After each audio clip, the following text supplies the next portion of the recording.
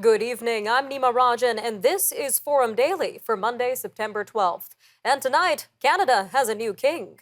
King Charles III started his Monday speaking to lawmakers at Parliament in London before flying to Scotland.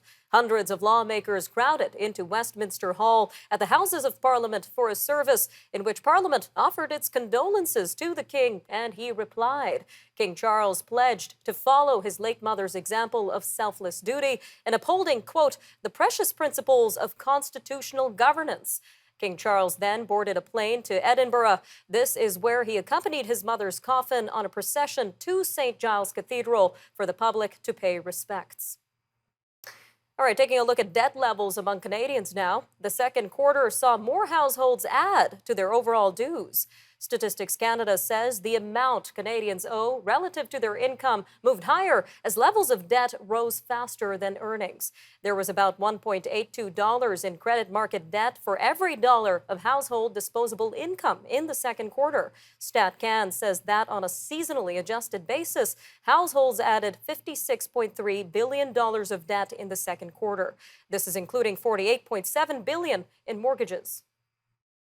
The Conservative Party has a new leader. Pierre Poilievre has addressed the National Conservative Caucus for the first time since securing the party's leadership. Mr. Poilievre gave a speech to Tory MPs and senators in Ottawa today. He says he wants Canadians to realize their dreams in his country. He says he wants every single Canadian to have the same opportunity he had to come from modest beginnings and have their hard work and sacrifices pay off. Mr. Poilievre cruised to the opposition leader's office with a blowout victory, which saw him capture nearly 70% support from party members. Meanwhile, the federal Liberals are meeting in New Brunswick this week for a retreat where the cost of living will dominate discussions. MPs say voters have described their difficulties handling bill payments as Canadians deal with high inflation. Prime Minister Justin Trudeau and his caucus will use the retreat to brainstorm about priorities and plans of action. This is before Parliament returns from summer break on September 20th, which is the day after the Queen's state funeral. The House of Commons will convene under a new head of state in King Charles III and a new leader of His Majesty's official opposition, with the weekend election of Pierre Poilievre as the Conservatives' new boss. All right, moving to Quebec now, where political leaders are nearing the midway point of their 36-day election campaign. Coalition Avenir Quebec leader François Legault is in the Montreal area today. This is where he's hoping to add a pair of ridings come October 3rd. Liberal leader Dominique Anglade will be in Laval for an announcement this morning. Meanwhile, the Conservative Party of Quebec will campaign in the Quebec City area. Quebec Solidaire spokesman Gabriel Nadeau-Dubois and Parti Québécois are both in the Abitibi region. A coalition on climate adaptation says Canada needs to set hard targets and goals to make the country more resilient to extreme weather. Climate Proof is recommending that air conditioning be a human right on par with winter heating. This comes as risks of extreme heat waves increase. They are urging the federal government to include this in its national adaptation strategy this fall. They say they want specific goals, not just vague ambitions. The group is made up of insurance companies, disaster experts, Indigenous groups, and municipalities. The weekend death of an Alberta paramedic has ambulance services and associations from across Canada extending their condolences. RCMP say a 51-year-old woman who was driving an ambulance died on Saturday morning. This is when a car crossed the center line on Highway 39 near Edmonton. A 27-year-old man who was driving the car also died. And Alberta Health Services says another paramedic who was in the ambulance was injured and taken to hospital. Back in the East Coast, a memorial service took place in Gander, Newfoundland over the weekend to mark the 21st anniversary of 9/11. The afternoon church service took place at the Evangel Pentecostal Community Church yesterday. The U.S. ambassador to Canada, David Cohen, was in the airport town for a few days to take in some of the memorial events. This came as the town remembered the role it played in sheltering grounded travelers after the attack. The service was both in person and live streamed. Forum Daily will be right back. And when we come back from the break, we're going to take a look at the passing of our queen and what to expect from our new king. We'll be joined by Dr. Michael Jackson, the president and fellow at the Institute for the Study of the Crown in Canada. He's going to take us through the significant achievements of Queen Elizabeth II's life and what to expect going forward under King Charles III. And after that, of course, we're going to take a look at news stories and headlines from around Canada and the world. So stay tuned to Forum Daily. We'll be right back after a short break.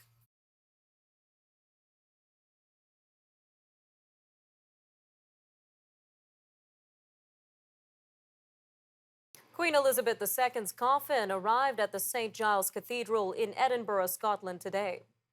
The late Queen's 4 children accompanied the hearse on a procession through the city along the Royal Mile. The casket will remain at the cathedral until tomorrow. After the public is given a chance to pay their respects to the Queen's coffin, it will be flown to London on Tuesday. This is where it will lie in state at the Houses of Parliament until next Monday's funeral. Meanwhile, King Charles III made his first visit to Britain's Parliament as monarch earlier today. Like his predecessors, the king reigns but does not rule, and he will largely stay out of the political limelight. Well, joining us now to tell us more about the legacy of our late queen and what to expect from our new king is Dr. Michael Jackson, president and a fellow of the Institute for the Study of the Crown in Canada. Dr. Jackson, welcome back to Forum Daily.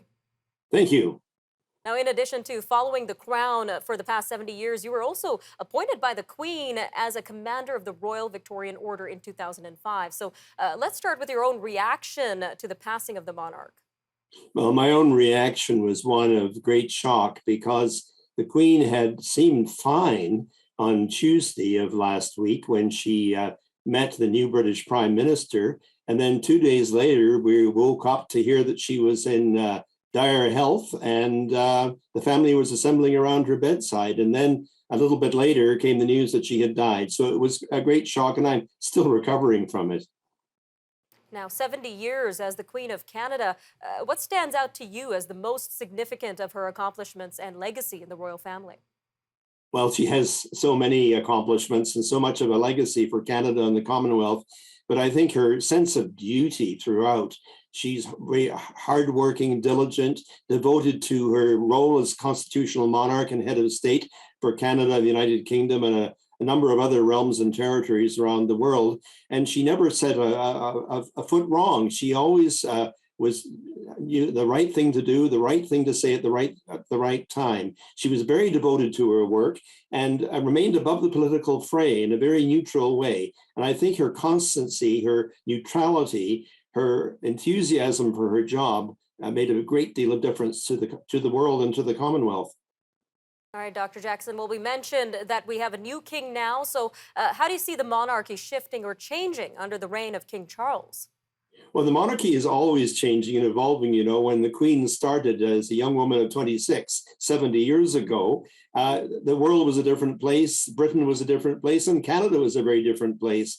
And she has adapted and contributed to the adaptation of the crown to the Canadian circumstances. So Canada is now not only a bilingual country, but a multicultural, multiracial country. The Indigenous peoples are playing a much more prominent role in our country, and the Queen and the Crown are very much part of that relationship with the Indigenous peoples. So that's all goes to show that the monarchy adapts and fluctuates and changes according to the way the country changes, and it helps the country change.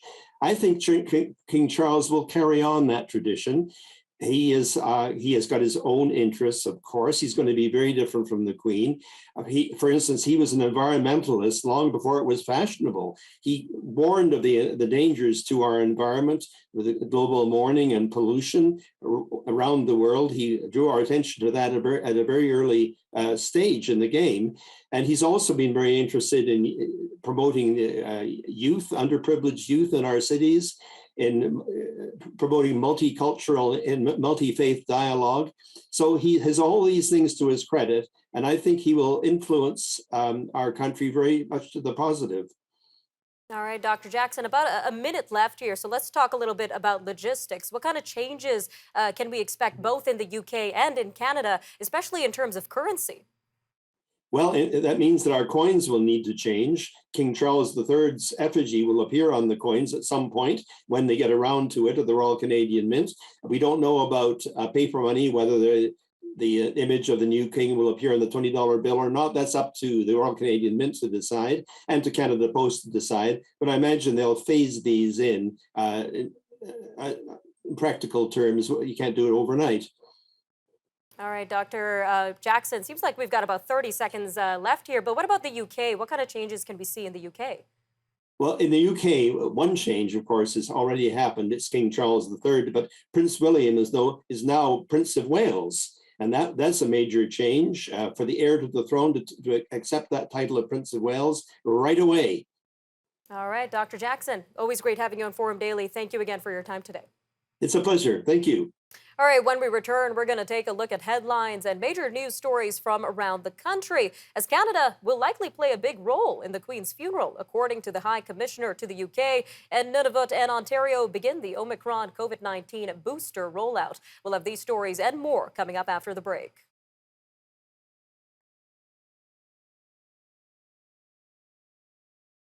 Canada's High Commissioner to the United Kingdom says our country will have an important role in Queen Elizabeth II's funeral. Ralph Goodale says members of the Canadian delegation have begun to arrive to handle the logistics surrounding the September 19th funeral, which Prime Minister Justin Trudeau and Governor General Mary Simon are expected to attend. Mr. Goodale says Canadian Armed Forces and the RCMP are also expected to play a role. This is during the 4 days that the Queen's coffin lies in state at the Houses of Parliament. Meanwhile, Ontario's Lieutenant Governor and Premier Doug Ford proclaimed the accession of King Charles III at a ceremony at the legislature this afternoon. A series of events have taken place at Queen's Park following Queen Elizabeth II's death. The legislature adjourned last week and will resume Wednesday afternoon. This is when it will pay tribute to the monarch, and there is also a book of condolences on display for the public. There is also a display at Queen's Park honoring the late Queen's 70th year on the throne, marking each of her visits to the legislature.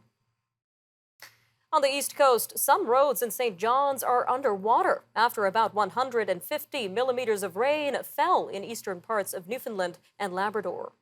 Hurricane Earl brought heavy rain to the area as it passed Newfoundland's eastern tip over the weekend and transitioned to a post-tropical storm. Environment Canada says heavy rain is expected to continue today for most of the Avalon Peninsula.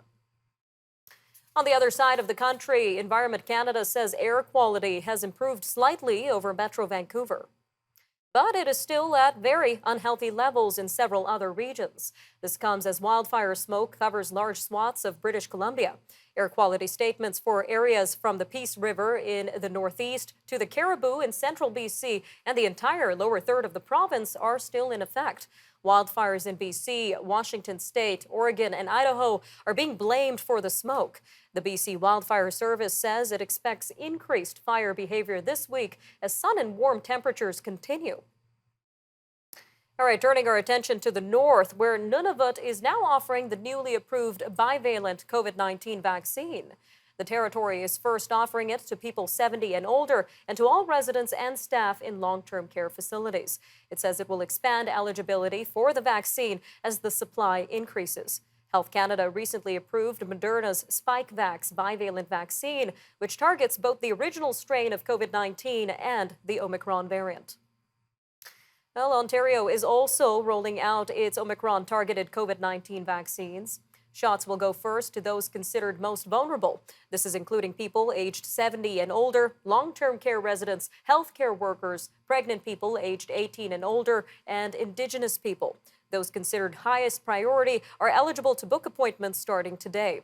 All adults in the province will be eligible to receive a bivalent booster on September 26th. This is depending on supply, but everyone can access the system to book ahead as of today.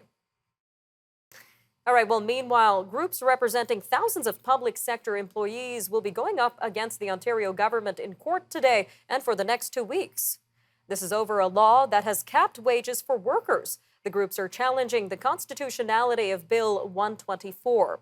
It's a law that passed in 2019 that limits wage increases at 1% per year for public sector workers.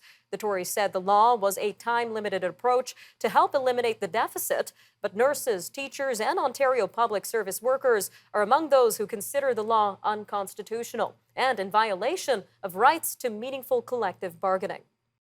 All right, well, it looks like British Columbia's financial outlook is showing some improvements with a budget surplus of $706 million forecast for the current fiscal year.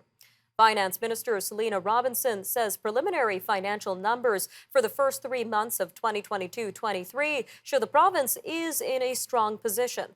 This is despite ongoing global economic risks. The quarterly report she posted today also indicates financial improvements over the next 3 years, but it includes forecasts of budget deficits for 2 of the 3 years. The government recently announced the province's final audited budget for 2021-2022 produced a surplus of $1.3 billion. This is following earlier forecasts of a deficit nearing $10 billion. Tenille Townes was the night's biggest winner as Canadian country music was celebrated at the CCMA Awards in Calgary. The Grand Prairie, Alberta native won 5 awards in all. This is including Female Artist and Entertainer of the Year, Single of the Year for Girl Who Didn't Care, and Album of the Year. The Reclaws won Group of the Year, although brother-sister duo Jenna and Stuart Walker weren't able to attend as they were mourning the death of their mother. All right, Forum Daily, we'll be right back after the break. And when we return, we're going to take a look at the major news stories and headlines from around the world. So stay with us. We're going to be back very soon.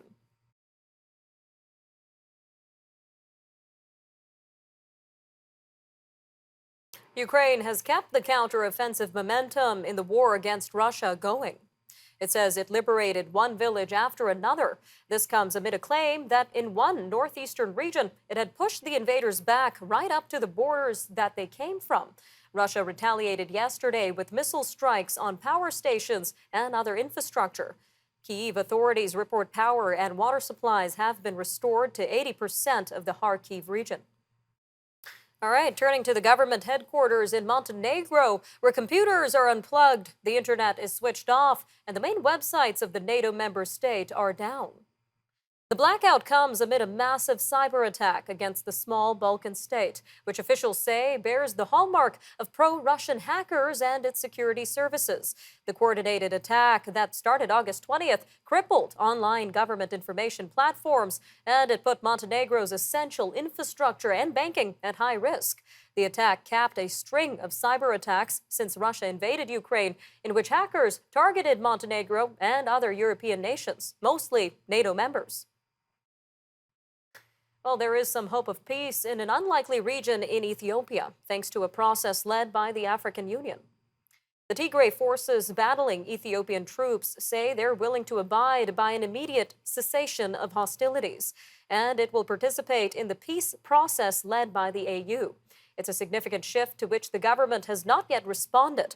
The conflict in northern Ethiopia's Tigray region has killed an estimated tens of thousands of people, and it left millions without basic services for well over a year after fighting erupted in late 2020.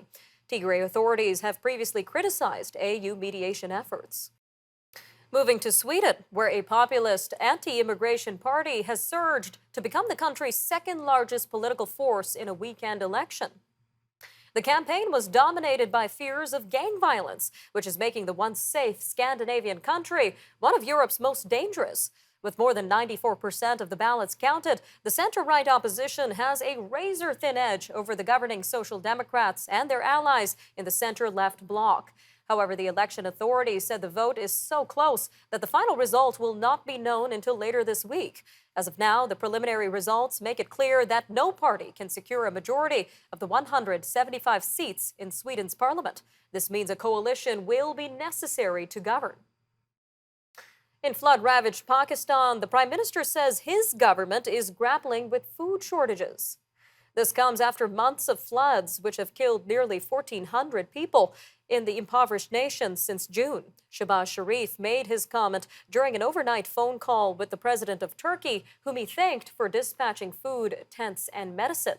Until recently, floodwater covered around a third of Pakistan. It hit the country's agriculture belt in eastern Punjab and Sindh provinces. Nearby in China, the death toll from last week's major earthquake in the western part of the country has risen to 93. This comes as the search for survivors continues. Sichuan province was hit with a magnitude 6.8 quake last Monday. Rescuers have told state media another 25 people were missing as of Sunday evening. South of our border, a majority of adults in the U.S. say health care is not handled well in the country. Now, that's according to a new poll from the Associated Press Nork Center for Public Affairs Research. The poll reveals public satisfaction with the U.S. healthcare system is remarkably low. This with fewer than half of Americans saying it's handled well in general. Americans have similar views about healthcare for older adults. Overall, the public gives even lower marks for handling of prescription drug costs, the quality of care at nursing homes, and mental health care. Turning our attention to a new report on modern slavery. The study, released from the United Nations Labor Agency, estimates that some 50 million people worldwide were living in modern slavery at the end of 2021. Now, this marks a 25% jump from the agency's previous report 5 years ago. The International Labor Organization says commercial sexual exploitation affected nearly 1 in 4 people who were subject to forced labor, and that the poor, women, and children were hardest hit.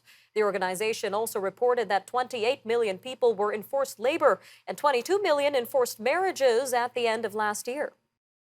A former dancer for the Royal Winnipeg Ballet is warmly recalling meeting Queen Elizabeth II after a performance 70 years ago.